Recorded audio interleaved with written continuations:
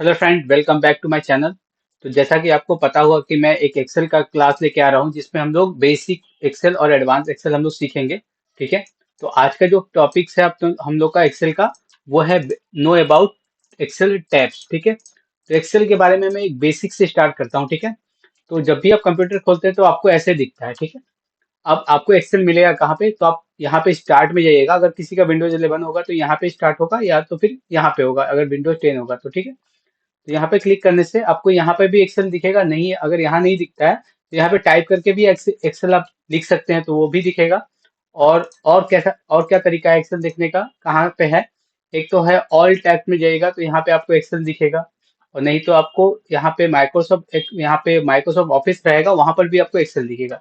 तो काफी तरीके से अपने लोग एक्सेल को खोल सकते हैं।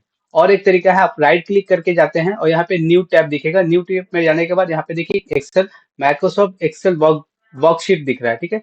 इसको क्लिक करेंगे तो यहाँ पे एक वर्कशीट खुलेगा, जो कि ये रहा। ठीक है, ये ओपन हो गया, बट इसका नाम क्या है देखिए, न्यू माइक्रोसॉफ्ट एक्सेल वर्कशीट। अब इसका मेरे को नाम चेंज करना है। ठीक है। अगर मैं इसका नाम लिख देता हूँ कि बेसिक एक्सेल, एक नाम रखना है तो आपको क्या करना पड़ेगा, या तो फिर राइट क्लिक कीजिए। अगर अगर आपके पास विंडोज 11 है तो राइट क्लिक कीजिए और यहाँ पे आपको फिर जाना पड़ेगा मोर शो मोर ऑप्शन में जाने के बाद आप यहाँ पे देखिए रीनेम बोल के एक ऑप्शन आ रहा है, इस पे क्लिक कीजिएगा तो ये टैब सिलेक्ट हो जाएगा। मतलब ये वर्ड सारे जो लिखा हुआ है वो सिलेक्ट हो जाएगा। उसके बाद आप इजीली यहाँ पे टाइप करके इसका नाम चेंज कर सकते हैं। बेसिक एक्सेल मैंने कर दिया। ठीक है। ठीक है, ऐसे भी कर सकते हैं। और दूसरा तरीका क्या है, इस पे क्लिक कीजिए। इस पे क्लिक कीजिए, उसके बाद F2 दबाइएगा। F2 कीबोर्ड से F2 दबाने के बाद ये वैसे ही एकदम सेम प्रोसेस क्या होगा, यहाँ इतना दूर ना जाके वो अब ये डायरेक्ट कर लेता है। ये एक शॉर्टकट की है, किसी भी सीट का नाम चेंज करने के लिए एक शॉर्टकट की है। किसी भी फाइल का नाम अगर चेंज करना है यहाँ पे, जैसे यहाँ पे बेसिक्स लिखा हुआ है, माइक्रोसॉफ्ट क्रोम का एक शॉर्टकट बना हुआ है, उस पे F2 जब दबाइएगा तो देखिए ऐसे करके आ जाता है। तो उसको सिलेक्ट करके जस्ट आपको नाम चेंज कर देना है। तो यहाँ पे मैं वैसे ही कर लेता हूँ, F2 दबाता हूँ, यहाँ पे लिख देता हूँ बेसिक एक्सेल। ठीक है। बेसिक एक्सेल आ गया। अब इसको ओपन करते हैं। ठीक है। ओपन कैसे होगा, या तो फिर डबल क्लिक कर सकते हैं, या तो फिर यहाँ पे एक्सेल ओपन कर सकते हैं। ठीक है। तो मैं डबल क्लिक करके ओपन कर दिया। अब राइट क्लिक करके ओपन भी दबा के ओपन कर सकते हैं। तो ये एक्सेल खुल गया। ठीक है। अब इस एक्सेल में है क्या क्या, पहले समझ लेते हैं। ठीक है। तो ये एक्सेल का ये एक फ्रंट व्यू है, मतलब जिसको आप लोग एकदम फेस बोल सकते हैं। ठीक है। अब इसमें क्या क्या है, एक तो ये है आपका सारा, जिसको बोलते हैं हम लोग जहाँ पे डेटा फिट करते हैं, ये एक शीट है। ठीक है। ठीक है, ये एक शीट है जहाँ पे हम लोग डेटा फिट करते हैं। मतलब पकड़ के देखिए, एक कॉपी है जिसपे आप लिख सकते हैं। ठीक है। सिंपल लैंग्वेज में बताऊं, एक कॉपी है जिसपे आप लिख सकते हैं। और ये कॉपी के पेजेस हैं जिसको बोलते हैं हम लोग शीट। ये रहा शीट 1। इस पे क्लिक कीजिएगा तो आएगा शीट 2, शीट 3, शीट 4। ऐसे करके काफी शीट आप इंसर्ट कर सकते हैं। ठीक है। एक लिमिट है इस शीट का, 256 या समथिंग कुछ है लिमिट। उस लिमिट तक आप शीट को बढ़ा सकते हैं। ये सिर्फ एक्सेल 2016 के ऊपर वाले वर्जन में है, नीचे वाले में कम है। ठीक है। तो उसके बाद ये सीट हो गया। अब इस सीट का भी आप नाम चेंज कर सकते हैं राइट क्लिक करके। ठीक है। या तो फिर यहाँ पे डबल क्लिक कीजिएगा तो इस शीट 1 सिलेक्ट हो गया, तो इसका एक नाम रख दीजिए आप। कोई भी, जैसे मैं अपना नाम लिख देता हूँ विकास। ठीक है, ऐसे करके लिख सकते हैं। यहाँ पे कोई किसी का और दूसरा नाम लिख सकते हैं, या फिर यहाँ लिख दीजिए सिर्फ जनवरी, यहाँ पे फेब्रवरी। ठीक है, ऐसे डबल क्लिक करके आप नाम भी चेंज कर सकते हैं। ठीक है। अब ये आ गया शीट। अब इसमें इसको क्या बोलते हैं एक बार समझ लेते हैं। जो ABCD ऊपर लिखा हुआ है, 1 2 3 लेफ्ट साइड में लिखा हुआ है, ऊपर में ABCD लिखा हुआ है, ये क्या है? तो जो ABCD ऊपर लिखा हुआ है उसको बोलते हैं कॉलम। ये है कॉलम। ठीक है। ऊपर से नीचे जब जा रहा है तो इसको बोलते हैं कॉलम। देखिए, ये जो सिलेक्शन है ना, इसको बोलते हैं कॉलम। मतलब A column, B column, C column, D column, ऐसे बोला जाता है कॉलम। ठीक है। और 1 2 3 जो है इसको बोलते हैं रो। ठीक है, इसको बोलते हैं रो। मतलब one one row, second row, third row, fourth row, fifth row, six row, ऐसे करके रो है। ठीक है। तो ये कॉलम रो का कॉम्बिनेशन होता है जो कि इसको टेबल में कन्वर्ट करता है। तो ये वन काइंड ऑफ टेबल है। ठीक है। अब इसमें देखिए कितने रो कितने कॉलम हो सकते हैं। तो आप जब जैसे ही इधर जाइएगा राइट राइट में, ठीक है, अब जैसे ही राइट में जाइएगा तो देखिए यहाँ पे कंटिन्यू चलता जा रहा है, चलता जा रहा है, चलता जा रहा है, चले जा रहा है, ठीक है। अब कहाँ तक जाएगा, ये कहाँ तक जाएगा मैं दिखा देता हूँ आपको। ABCD से स्टार्ट हुआ, फिर ये जेड पे आया, फिर जेड से ए स्टार्ट हुआ, फिर A B A C A D ऐसे करके चलता चला गया। फिर AZ आएगा तो ये स्टार्ट हो जाएगा BA, फिर ऐसे करके CA, फिर DE ऐसे करके स्टार्ट होके पूरा एंड तक जाता है XFD तक, ठीक है। XFD तक ये जाता है पूरा कॉलम। और रो कहाँ तक जाता है, तो रो जाता है लास्ट, देखिए रो जाता है लास्ट में दिखा देता हूँ आपको, 10,48,576, मतलब 10,48,576 रो तक आप डेटा बना सकते हैं, और कॉलम में XFD तक, ठीक है। तो इतने रो होते हैं। अब कितने कॉलम में कितने रो हैं, रो तो मैंने देख लिया कितना है, 10,48,576 कॉलम हो गए, सॉरी रो हो गए, और कॉलम कितने हैं। अब आपको कैसे पता चलेगा कि ABCD, आप तो जानते हैं कि Z तक 26 होता है, उसके बाद कितना होता है ये आपको काउंट करना पड़ेगा। तो आप सिंपली इसको जब सिलेक्ट कीजिएगा तो एक काम कर सकते, वन लिख के मैं बता देता हूँ कितने टोटल होते हैं। यहाँ से लेके यहाँ तक वन लिख दिया पूरा, ठीक है। अब देखिए कितना यहाँ पे दिख रहा है, सम 16,384, मतलब 16,384 रो कॉलम है, ठीक है। और 10,48,576 रो है। आप लिख सकते हैं इसको आप, ठीक है। अगर आप कॉपी पेन देख के बैठेंगे तो आप इसको लिख सकते हैं कि टोटल कितना है, 16,384 कॉलम और 10,48,576 रॉ, ठीक है। ये होते हैं कॉलम और रॉ। ऐसे मैंने बता दिया, ये शीट होता है, ठीक है। ये क्या है, ये है स्क्रॉल बार, आप आगे पीछे जा सकते हैं, मतलब राइट लेफ्ट जा सकते हैं स्क्रॉल बार से। और ये एक स्क्रॉल बार है जो कि ऊपर नीचे आप जा सकते हैं, ठीक है। इसे बोलते हैं व्यू, मतलब अभी हम लोग नॉर्मल व्यू में हैं, जहाँ पे सारा चीज दिख रहा है। इसे बोलते हैं पेज लेआउट, तो एक लेआउट टाइप का रहेगा, अलग अलग भाग में ये बटा होगा, ठीक है। तो इसे बोलते हैं हम लोग पेज ब्रेक, ब्रेक प्रीव्यू, ये पेज को ब्रेक कर देगा, जहां तक डेटा आप लिखा रहेगा वहां तक ही पेज लेगा। देखिए यहाँ तक मैंने लिखा तो ऊपर से लेके यहाँ तक ले लिया, अगर मैं यहाँ पे लिखता हूँ तो यहाँ से यहाँ तक पकड़ लेगा, यहाँ से यहाँ तक वो सिलेक्ट हो जाएगा, देखिए ले लिया ना। तो ये पेज वन में ये ले लिया और पेज टू में ये इसको ले लिया, तो ये ऑटो अपने आप एडजस्ट हो रहा है, ठीक है। अगर मैं यहाँ पे लिख दूँ इसको कुछ, तो देखिए यहाँ पे ले लिया, 1 2 3 4 पेज में इसको कन्वर्ट कर दिया, ठीक है। ये अभी हम लोग यहाँ पे देख रहे हैं, शीट के बारे में समझ रहे हैं, ठीक है। उसके बाद ये नीचे वाला जो लाइन होता है इसको बोलते हैं स्टेटस बार। जैसे कि मैंने अभी दिखाया था ना आपको कि वन से लेके पूरा ये सिलेक्ट कर लिया था, तो वो सारा शीट का यहाँ पे सम और काउंट दिखा रहा था, तो ये स्टेटस बार में दिखता है, ठीक है। अब स्टेटस बार में आप राइट क्लिक करके यहाँ से चेक भी कर सकते हैं क्या क्या आपको चाहिए स्टेटस बार में, मिनिमम मैक्सिमम सम, जैसे कि मेरा सम था, एवरेज था, मिनिमम मैक्सिमम सब आ जाएगा। अभी यहाँ पे अगर मैं 1 2 3 3 4 5 लिखूं और इसको सिलेक्ट कर लूं, तो देखिए यहाँ पे दिख रहा है सम है 15, काउंट है 5, टोटल ऊपर से के नीचे तक काउंट 5 है, और इन सब का सम कितना है 15, और एवरेज इनका 3 आ रहा है, लेकिन मिनिमम मैक्सिमम नहीं आ रहा है। तो अब राइट क्लिक करके यहाँ पे चेक कर दीजिएगा, और यहाँ पे भी चेक कर दीजिएगा, उसके बाद बाहर एक पर क्लिक कर दीजिए, देखिए यहाँ पे मिनिमम 1 है, मैक्सिमम 5 है, ये भी आ गया, ठीक है। तो ये है आपका एक्सेल में, एक्सेल का होम टैब का कुछ ओवरव्यू, ठीक है।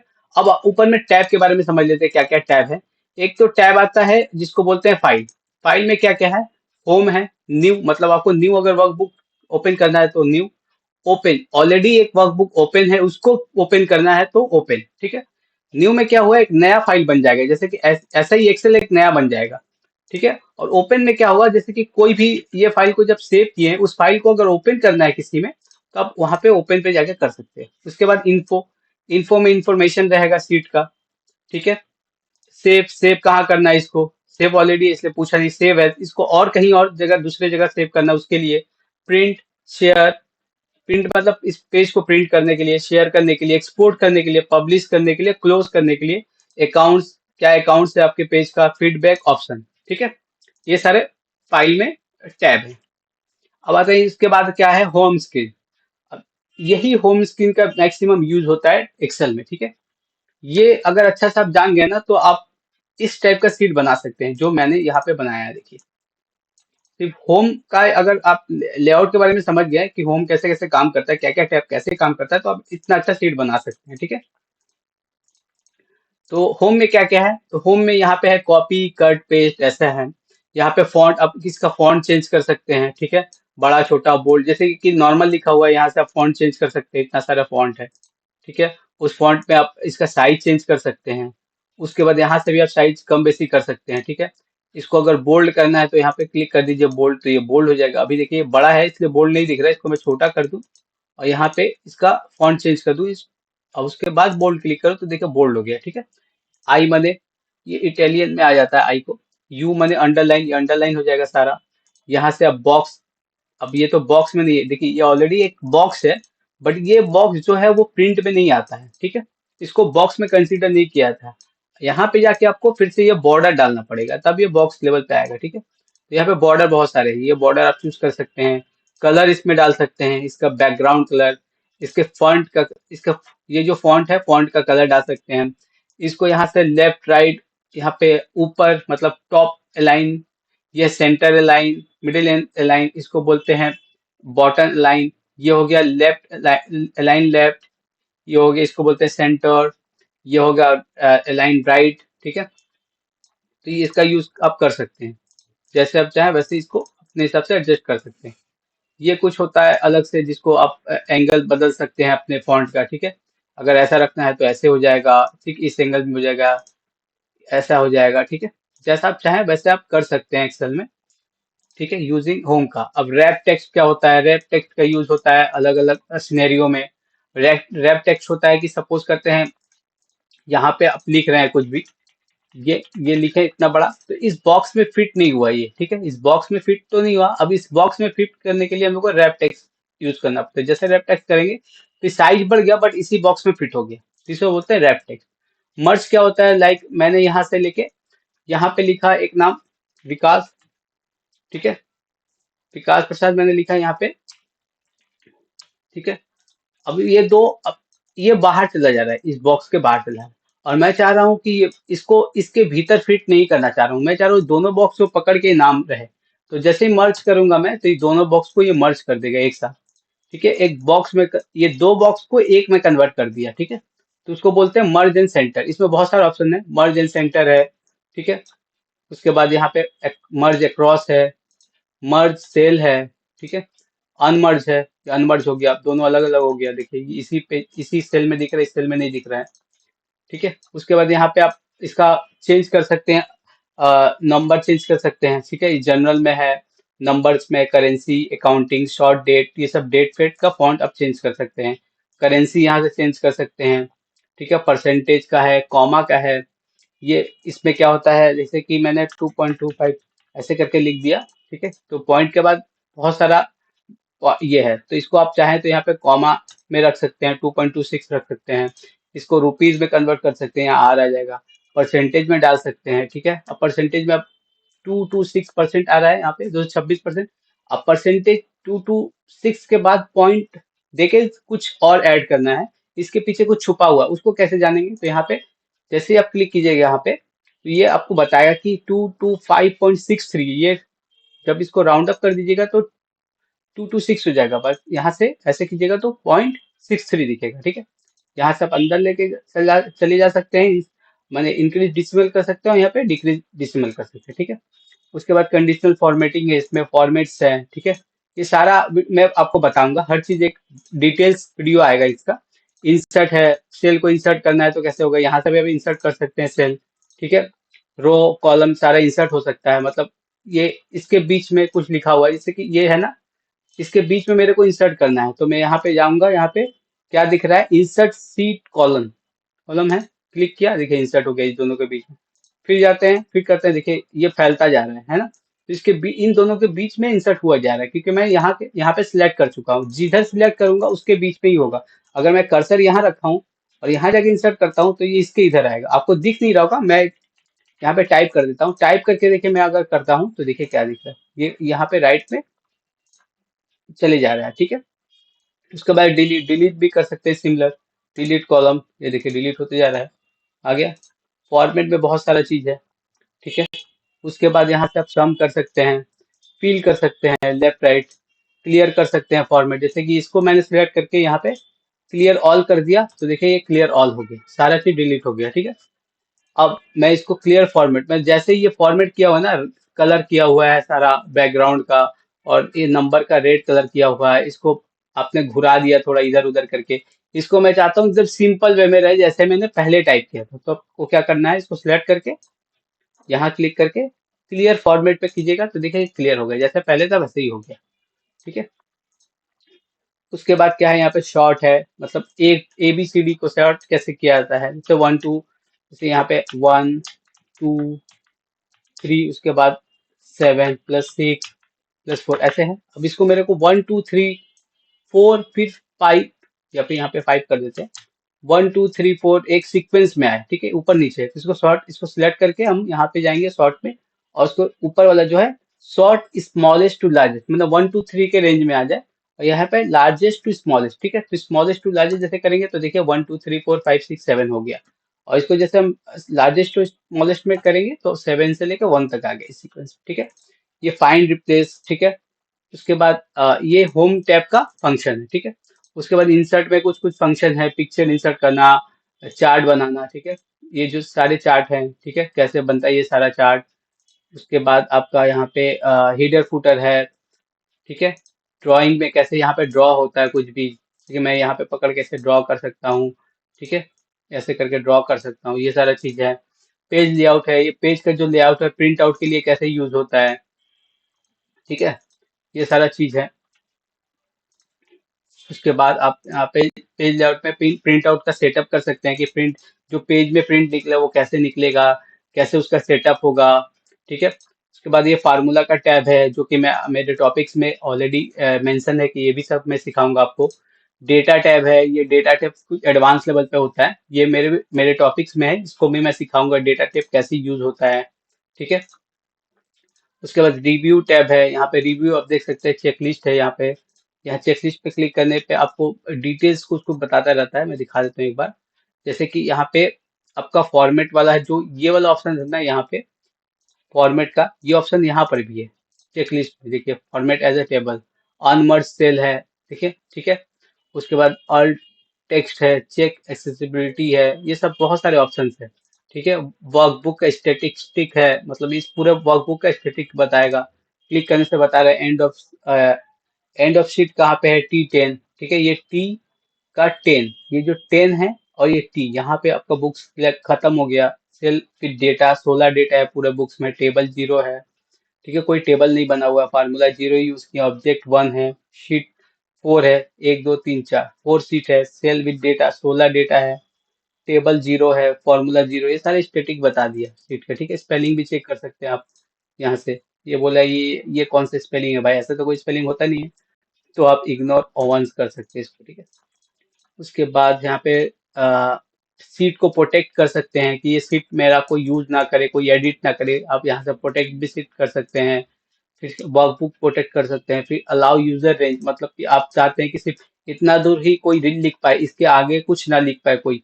ठीक है, उसके लिए आप अलाउ एडिट रेंज कर सकते हैं कि सिर्फ इतना ही लिख पाए, बाकी सारा डिटेल्स वो ना लिख पाए।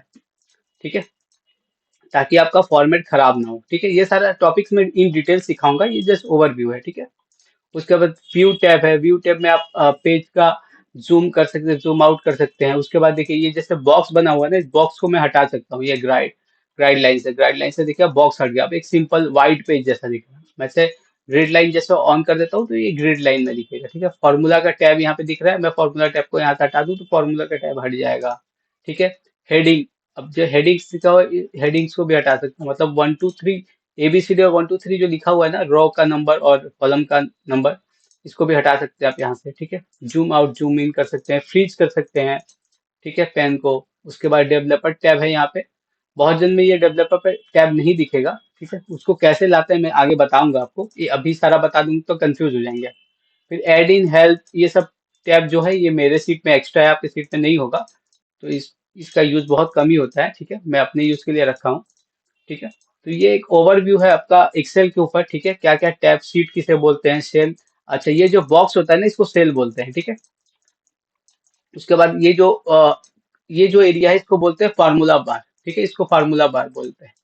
ठीक है, अब देखिए यहाँ पे एक और चीज मैं बता दूं, सपोज आप यहाँ से लेके यहाँ तक सिलेक्ट जब करते हैं ना, तो यहाँ यहाँ पे आपको एक दिखता है कि क्या आपने सिलेक्ट किया, मैं दिखा देता हूँ। देखिए अभी मैं सिलेक्ट करके कर्सर को छोड़ा नहीं हूँ, ठीक है। तो यहाँ दिख रहा है 15, यहाँ यहाँ पे देखिएगा, यहाँ पे क्या दिखेगा, मैं जैसे सिलेक्ट करके कर्सर नहीं छोड़ूंगा तब तक। यहाँ दिख रहा है 14 रो इंटू 7 सी, मतलब मैंने 14 रो को सिलेक्ट किया है और 7 कॉलम को सिलेक्ट किया है। यहाँ पे यही दिखा रहा है, ठीक है। तो मोटा मोटी मैंने ओवरव्यू दे दिया है एक्सेल का, ठीक है। नेक्स्ट क्लास में मेरा क्या टॉपिक है एक बार देख लेते हैं हम लोग। नेक्स्ट क्लास में मैं सम के बारे में बताऊंगा, कुछ डेटा एंट्री बताऊंगा, ठीक है। डेटा एंट्री तो मैंने ऑलमोस्ट बता दिया कि 1 2 3 कैसे होता है। अच्छा, और एक चीज मैं इसमें ऐड ऑन करना चाहता हूँ कि आप कुछ भी लिखते हैं ना यहाँ पे, तो आपको इंटर मार के नीचे आना पड़ेगा, नहीं तो डाउन एरो, नहीं तो लेफ्ट एरो, राइट एरो। आप यहाँ पे चाहें तो कुछ भी लिख के छोड़ नहीं सकते, आपको इंटर मारना ही पड़ेगा, या तो फिर आप डाउन एरो मारिएगा तब नीचे आइएगा, और यहाँ पे लिख के आपको टैब मारिएगा तो राइट पे जाइएगा, लेफ्ट का कीबोर्ड से लेफ्ट की दबाइएगा तो लेफ्ट में जाइएगा, ठीक है। तो ऐसे करके आप एंट्री कर सकते हैं। उसके बाद 1 2 3 भी लिखना है तो आपको इंटर मारना ही पड़ेगा, ठीक है।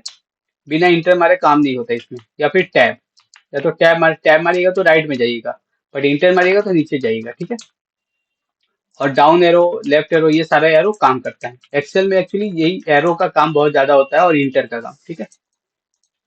तो मोटा मोटी ये मैंने सिखा दिया आपको कि कैसे, ओवरव्यू मैंने दे दिया है एक्सेल का। नेक्स्ट क्लास में देखते हैं एक डेटा एंट्री कैसे करेंगे, उसका सम करना, एवरेज निकालना, मल्टीप्लिकेशन, ये सारा मैं बताऊंगा। इस ये जो चार चीज है ना, सम, सब्ट्रैक्शन, मल्टीप्लिकेशन, डिवीजन और एवरेज, ये पांच को एक ही वीडियो में कवर कर दूंगा, ठीक है। चलिए मिलते हैं नेक्स्ट वीडियो में। लाइक से सब्सक्राइब करना ना भूलें। Thank you.